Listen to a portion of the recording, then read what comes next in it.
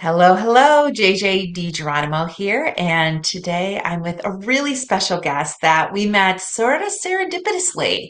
I was actually looking for water on the healing property in Vermilion, Ohio, and John Michael Thornton came up in my Google, and I started researching him, and we had the opportunity to talk several times, and I am thrilled to bring him and his work to you because it is so spectacular how his gifts have evolved and how he helps people. So, Michael, thank you, or John Michael, thank you so much for joining me.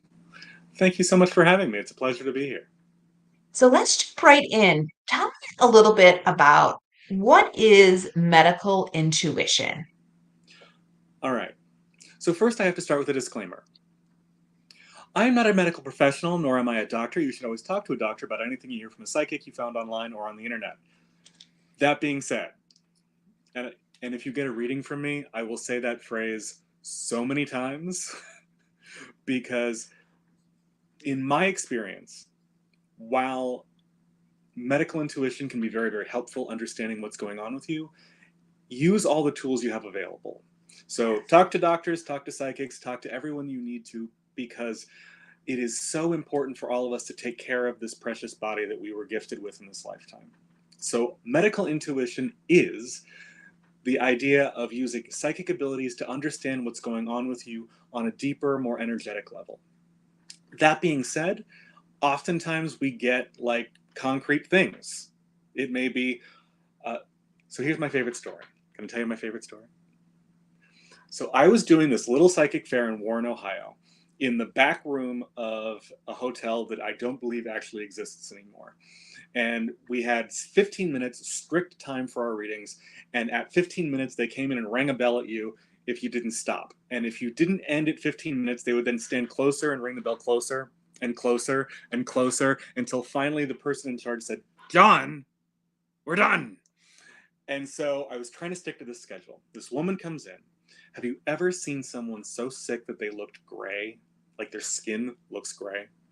This woman comes in. It's the middle of summer. She's bundled up like it's January, and her skin is gray. And she walks over to my table, and the first question that she asks me is, "Are the doctors ever going to figure out what's wrong with me?"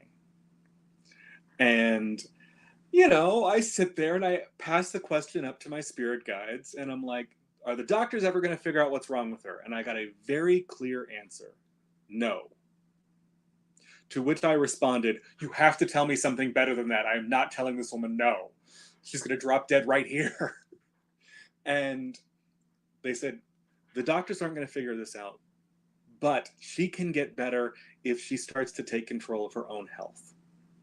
And Mhm. so we talked about, I said, "We need some chiropractic work." And I specifically said, "We've got this vertebrae that's causing problems." I said, "We need to do some counseling work because there is some deep seated sexual trauma that needs to be dealt with." And I gave her a whole list of stuff to do and gave her as much detail as I could before they rang the bell at me. And the last thing she said was, "Well, it took me a while, but I did finally get an appointment with the Cleveland Clinic, and they'll probably figure it out. They're the best to go to." She got up and left, and I thought, she's going to die.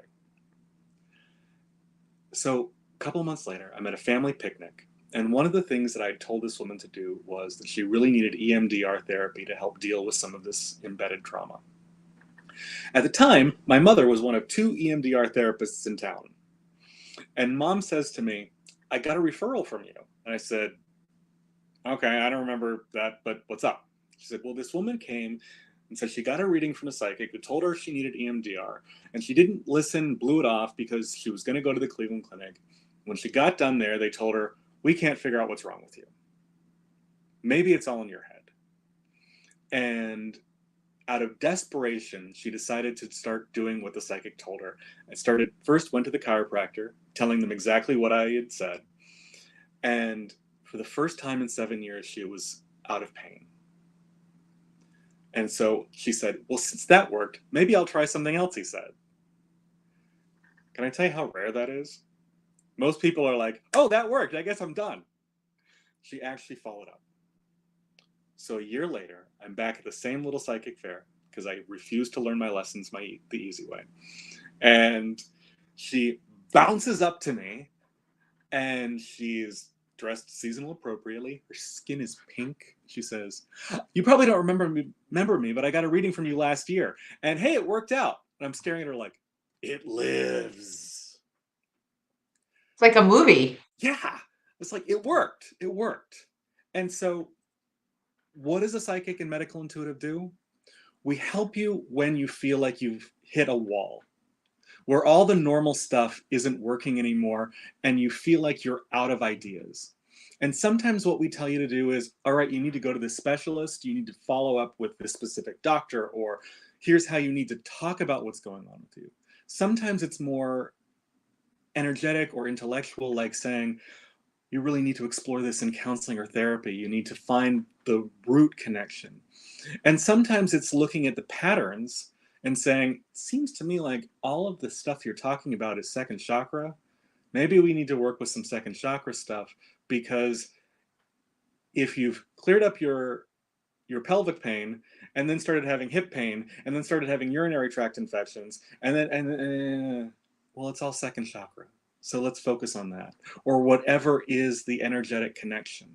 So what does a medical intuitive do? We help you figure it out when you can't figure it out yourself, which I kind of feel like is every psychic's job. Getting clarity I on things love you that. can't get on yourself. I love that. And I've used many, many medical intuitives in my journey because not just like sickness, like how do I get on my path or how do I sidestep this hip issue because I don't want to get hip surgery. I think sometimes when you go to traditional medicine, they're like, let's cut and replace. And I think a lot of times, like, I don't want to do that. A friend of mine told me, it's funny, they believe you're going to heal after they cut and replace it. Why can't you heal before? Mm-hmm. And I feel like we all need a well-rounded approach to this body, as you mentioned. And unfortunately, because of the way that our medical system has kind of grown up, it's very parts and pieces. It's rare that that anyone looks at the holistic body, and as well as mental and spiritual. Now, that doesn't mean that you don't sometimes need to go to the doctor, because there's a lot of stuff that you can't do on your own, or that is outside of the realm of experience for any reader or anyone. I mean, if I need new electrical done in my house, I'm going to an expert. Doesn't matter how much information I get on my own. But there's always got to be a balance. And what I have found for myself is, if I need to figure out what the pattern is, why does the same problem keep happening in different variations? That's when I know it's a message from spirit that I need to pay attention. Yeah, and just backing that up, I think sometimes people are too close to their stuff to see the pattern. So being able to like, maybe you have some advice. How do you pull out from being in it to seeing the pattern? Well, most psychics have terrible clarity on themselves. And I know that for myself, there are a lot of times when I need to talk to somebody else. If it's Hmm. myself or someone that I really care about, I have no perspective. And I can, Hmm. as much as I might try, I'm still going to need a little extra clarity. However, what I tell people is look for the patterns. Look for the patterns, because that's going to really show you what you need to work on long term, as opposed to just the quick stuff that happens on a regular basis. So, my personal weak spot for a long time was fifth chakra. And when I was growing up, like, whatever was going around at school, I had a sore throat. Like, everyone else could have stomach and food poisoning, and I couldn't barely talk. I sounded like Avi Firestein. And so, as I hit my teen years, now I'll backtrack a minute. I grew up in a family that was very interested in metaphysics and psychics in general. If you've ever heard of Edgar Cayce, my parents actually got together because of an Edgar Cayce event. Now, it wasn't Edgar Cayce himself. He died long before uh, I came along, but the organization that he started, the ARE, still exists to this day. And my parents really, they met before this, but they really kind of fell for each other because of an ARE retreat. So it was always around the idea of if there's something wrong with you, what else can you do? And so I had all this throat problem, and I started to figure out, like, what is my pattern? A lot of it was identity, but a big part of it was also communication issues. And when I tell you that the universe made it as obvious as possible, when I first started to notice the problem, when I started to figure it out, I would notice if I got into a fight or an argument with someone I cared about, I would lose my voice within a couple days. Once I put two and two together, I couldn't make it through a conversation. Like, I'd be having some argument as a teenager with my parents, and by the time I was halfway through, and another thing. And once I started to figure that out, I was like, okay, here's what I need to work on. I need to be more honest with myself about who I am. I need to be honest with the people around me. And I also need to recognize that when is a fight just for the sake of an argument, and when is it real? And then how do you speak in a more loving, truthful way to the people that you care about? And figuring that out, and also learning that it's still a bit of a weak spot for me. And if I have to be honest with the people around me, I have to be clear about who I am. And at the time, some of that involved coming out of the closet. These days, it also means I have to be honest about, hey, I'm a psychic. That's my job. Even sometimes in uncomfortable situations, like you come out as gay and people they might respond badly, but no one ever says, oh, you're a psychic. What am I thinking right now? I get that all the time. No one ever says, prove it if you've come out of the closet. But having to be honest about that, even when it feels uncomfortable. I mean, I live in Youngstown, Ohio. What do you do for a living? I'm a psychic. Get some weird responses, man. Yes, But I'm sure. yeah. Oh, and I was visiting family in Texas this past weekend, and there were some relative, extended, like third, fourth cousins, where they asked me, what do you do? Oh, I work with a nonprofit, which is true. But It's amazing. I love this because you'll see, as you have seen with so many of the guests, like it's an people emerge into these gifts. You know, times they're gifted to be born into families that already start sort of the conversation. Sometimes they're born into families that are totally against it, and they mm-hmm, have to figure out who they are and become the phoenix in their own life and their own gifts. And so, you know, this stuff started early for you, but how do you evolve into a medical intuition? Because being psychic is one thing, but really focusing in on the body and the patterns and how that is manifesting in the body. So how yeah. does that emerge for you? Sometimes you just have to look at the patterns and where spirit is trying to pull you. When I first started off giving readings professionally, and you're a professional the first time you get paid, that's when you lose your amateur status. And so I was about 17 the first time I got paid for a reading. And when I started off, it was a lot of just the basics, what we all get asked about. You know, when am I going to fall in love? What's my job situation? All the usuals that we get asked. And I started noticing that I would start a reading and I would start to feel pain in my body that didn't feel like mine. And I know that's a weird thing. I'm like, well, if you're feeling it, isn't it yours? But you'd get this sort of like, I don't hurt there. Why does this hurt there? And I found that if I followed up with that, asking the client, I'm feeling this pain right here. Does this make sense to you? That A, I would usually get a positive response from them. And B, once I started talking about it, my own guides started giving me more context and more information. And so a lot of it started with just follow the prompts that Spirit was giving me and try not to argue with it too much. Now, that being said, there's not a psychic on earth who isn't wrong sometimes. Yes. And we all have our own fears and anxieties. And so you have to be, especially when dealing with health stuff, you have to be super humble and have a good attitude about putting stuff out there. because one thing I've also discovered is even if I'm right, I'm not always right with the timing.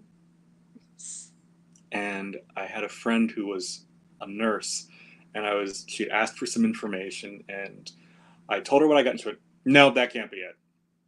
And it's hard when someone tells you you're wrong Yeah. right after you get something. And I was like, okay, well, that's what I got. Let me try to fill out a little details. And she went, no, that's not it. Let's move on. And she called me a couple of days later and said, all right, what you said makes sense because I ended up in the ER later that night. It's like, okay. I mean, on the one hand, yeah, I'm good. I'm good. But on the other hand, you have to stick to your guns. You have to be confident in what you say, even if it doesn't always make sense at the time. That Well, doesn't you're mean in you a want to fight or conduit. argue. When you're a conduit, your ego doesn't really need to weigh in on you're right or you're wrong. You're a conduit. You're like, hey, this is what I'm hearing. Yeah. This is what I'm hearing. One thing I tell people is, hey, man, I just work here. If you've got a problem with Yeah. the information, talk to my boss. Exactly. Exactly. I love that. And I feel like there's a lot of people desperate right now. I have another friend in Buffalo too, and she's a medical intuitive and she uses a lot of herbs and a lot of things. And, some people want to hear it, some people don't. But when people get desperate, they need people more like you than ever because they are trying to figure out how to get more time, be with loved ones, really kind of dissipate whatever is taking over. And I think the work that you're doing is magical on so many levels, but also so needed. So needed. Well, and what I tell people also is use whatever tool is available to you. Maybe Yeah. it's massage, maybe it's herbs, maybe it's standard medical. I talked to a guy that's been a little over a year, and I tell all of my clients at the end, let me know how you're doing. Yeah. You don't need to book another reading. Just send me an email, be like, hey, here's what's up. Not a lot of people actually do that, so I spend a lot of time going, gosh, I hope they're okay. But there was a guy who he got on right away and said, hey, my wife's a psychic, but she thought I'd listen to you better. She says she's telling me to do all this natural stuff, and so that's what I've been doing, and I feel really good about it. What do you feel? And the message that I got from him was, you need to see a doctor and follow standard cancer treatment for this, or you're going to die. Yeah. And he didn't want to hear it. He was working with these other people to try to avoid any kind of surgery or avoid chemotherapy. And I said to him, I feel like this is too far gone right now. And if we don't deal with this even more aggressively than I feel comfortable with, then I don't see you lasting very long. And that's nobody likes to give bad news. But Or sometimes it's realistic news. Like, I'm serious. I really need you to hear what I'm saying. Like, this is not like just like, hey, you should. This is mm-hmm. like, you need to. But again, you can only be the deliverer, which Yeah. it's amazing the messages you've been able to deliver for so many people. And the fact that your path was paved with how open your family was, Mm-hmm. and even through your metamorphosis of your own self, being able to be just such a guide for so many is so powerful. Well, and I will say, health information is kind of nerve wracking. Hmm. And it's why I give so many caveats and disclaimers to a doctor about this. If I'm wrong about your love life, I mean, it's not great, but if I'm telling you, here's a direction you might want to go in with your health, that's a big deal. And Mm. that's why I also say it's really important to be humble with people, to not start believing your own marketing, and also to say, check in with your doctor. It is Yeah. very rare that that I actually go against something that someone has said from their healthcare practitioner. I'll usually do a yes and. Yes. That sounds like a And good idea. How you might want to also try whatever else. Um, I so I had one the other day, This woman was having multiple rounds of urinary tract infections. That's why it was my example a minute ago. And I said, it's very weird. I feel like your kidneys are excreting glucose into your bladder, but your blood sugar doesn't feel really high. That's weird. This feels like a genetic problem as opposed to something that you did or something else. And she was quiet for a minute and said, "Well, I didn't tell you, but I was at the ER over the weekend, and they sent me to a specialist because they found glucose in my bladder and can't figure out why. And so they want to send me to a specialist." I said, "Cool." I said, "Here's where I feel like we're going to run into some troubles. What you've got is really very unusual. There are very few doctors that are really good at weird because they don't see it very often." And so at that point, I said, "All right, certainly go see the specialist. They may have something that they could prove me wrong. But let's start looking at what do we need to deal with energetically? What do we need to deal with dietary wise? What other changes can we make so that you can take control of this?" The taking control, honestly, seems to me to be one of the most important aspects that Spirit's trying to get our attention with. Doesn't matter if the way you take control is, I need to find a new doctor, I need to go to the endocrinologist next city over, or I need to change my diet, change my outlook, change my life. It seems like what Spirit really wants for most of us is to be active in our journey. When we start to get passive, when we say, all right, the Cleveland Clinic, nothing against the Cleveland Clinic. Oh, okay, the doctor's there, we'll figure out what's wrong with me and they'll fix it. When we start to get that attitude of passivity, Spirit tends to throw us a curveball that isn't going to get fixed from someone else. And even for myself, even when the best readings that I feel I give people, I'm still not fixing anything for anyone. All I'm really doing is trying to give you the tools and the information so that you can address it yourself.